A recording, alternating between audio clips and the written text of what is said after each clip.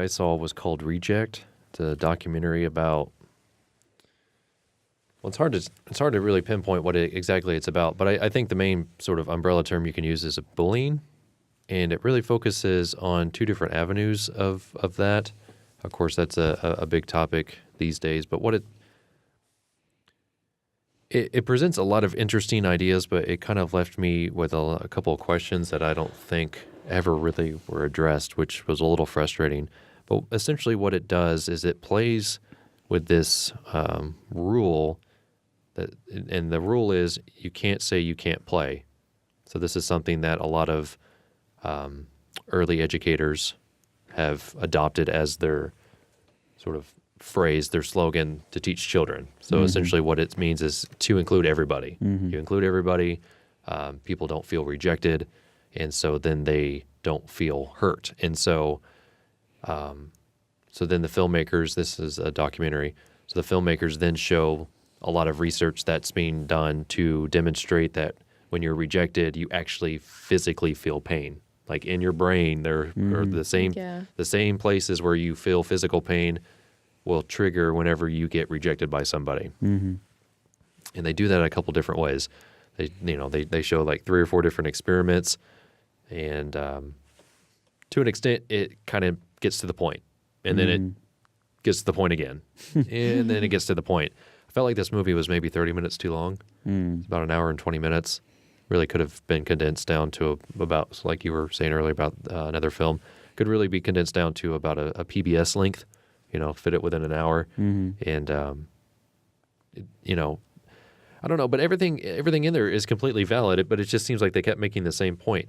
And it almost seemed like a lot of different people were making the same point. So it's just kind of like researchers validating research. Yeah. It's just like, okay, you all came to the same point in a couple different ways. And one of the ways they do that is they utilize this research called cyberball, the study that they did. Essentially what it is that you go in a room and you sit down at a computer and you throw a ball to 2 different computer players. And so you're throwing it and then they throw it back to you, and then you throw it to somebody else, then they throw it to each other. And then at some point they only throw it back to each other. And that's it. So that goes on for like 4 minutes. So you're just sitting in front of a computer watching these 2 computers throw the ball to each other. So that was the first study they did. Then somebody utilized it inside a brain scan. So the person's sitting there in the brain scan, and they're like, okay. And then they take a scan of the brain, and it shows the same things triggering, the rejection. So it's like this cyberball thing is like a huge part of this documentary, and it seems like a pretty big part of sort of rejection research. And it makes sense, and I'm like, and I was like, cool, I'm on board with this. So they kind of cut in between the research stuff and then these kids at this specialized elementary school. And so a lot of these kids, there's one in particular, this young boy who was always, even in kindergarten, was getting sent to the principal's office, so he wasn't learning anything because he was always getting, sent to the principal's office. And I think they actually said he got expelled at some point. So he obviously wasn't learning anything. Yeah. And so they take him to this school, and you don't see any of this before. They just kind of tell you that this is what happened. But you do see sort of the process that this boy's going through. Like he's trying to play in the playground, and the teacher's like, well, you need to go tell everyone that you want to play with them. I'm not going to tell them for you. Like, it's up to you to go up and say, I want to play. And then also sort of teach these kids that, to accept people. And it's like, all right, that's great. Of course, this whole time they're also showing us all the, the tragedies and the stuff that sort of happened sort of later in kids' lives, like in high school and stuff like that.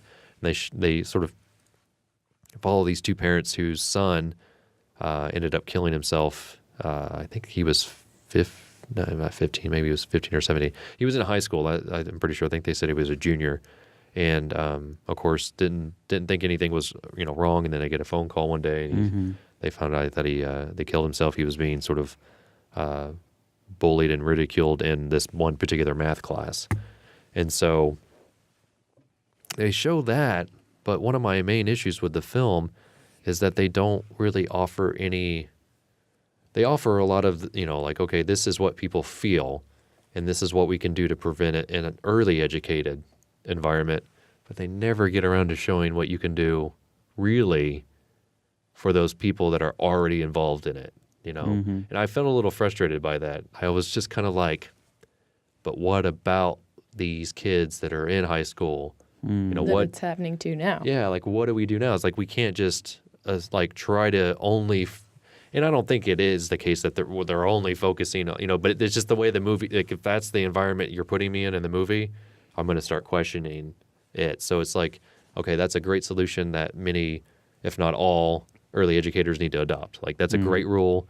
You know, it makes me think about if I ever have kids, like, will I teach them, you know, that rule? And that's what they kind of try to do with these two parents is that they, you know, the two parents, you know, taught their kids to be open and, you know, open to every kind of person, you know, and it doesn't matter. And, you know, who that person is, just accept them for who they are and, you know, just be really nice to them. And of course, this kid got bullied because he was different in his own, you know, ways and stuff like that.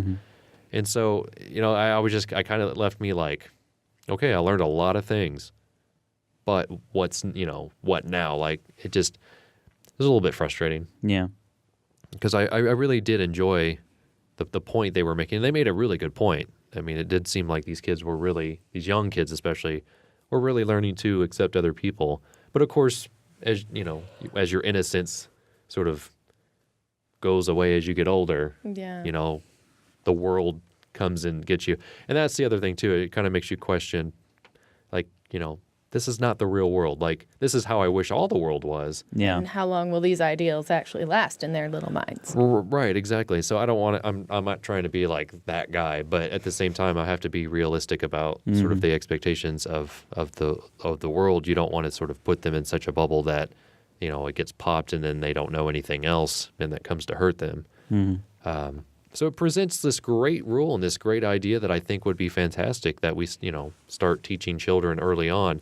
But there's just a whole group of people, you know, and we could go on. This is a film podcast. This is not necessarily a society thing. But I think it's just becoming more and more relevant that technology is playing a huge part in, you know, that as well. And it doesn't even go down that route. It doesn't even get into like the Facebooking and stuff like that. Yeah. This kid was just in a classroom, was being bullied, and decided that he didn't want to, you know, take it anymore. And that may not even be the case. I don't know if he left a letter. I'm not 100% sure because I don't think they ever showed that. But it's some, you know, from what the parents understand and what, you know, his friends around him and the kids that were in the same class, they come to realize that. So, you know, the title is very fitting, Reject. Like I said, I thought that it was interesting to find out that the pain in your brain physically is the same kind of pain you have when you're hurting. And so, you know, when someone breaks your heart, that almost rings true. So I don't know. It's just, it's interesting, but it just presents more questions. And I don't know. I don't know if there's really truly an answer to everything. Yeah. So Maybe that's the sequel.